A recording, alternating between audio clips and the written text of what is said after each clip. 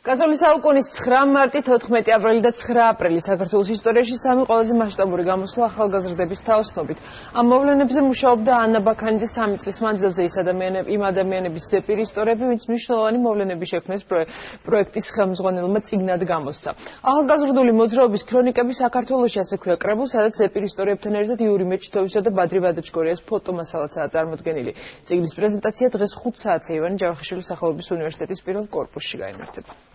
აღნიშნული მოვლენების მონაწილეთა ისტორიები, მათივე თვალით დანახული ესეთი უთხოვარი ინფორმაცია ასე ერთად თამოყრილი ჯერ არ ყოფილა და ვფიქრობთ, რომ ამ მხრივ იქნება ეს განსაკუთრებით საინტერესო. ამავე ღონისძიებაზე შედგება დოკუმენტური ფილმის ამავე სახელწოდებით ახალგაზრდული მოძრაობის ქრონიკების საქართველოში პრეზენტაცია და დაინტერესებულ საზოგადოებას წარმოუდგენთ ჩვენი პროექტის ვებგვერდსაც საქართველოს მეხსიერების ბანკი, რომელიც მომავალში უკვე ყველა სურვილს მისცემს შესაძლებლობას საკუთარი ზეპირი თუ წერილობით ისტორია ატვირთოს ამ ვებგვერდზე და შეუნახოს მომავალ თაობას.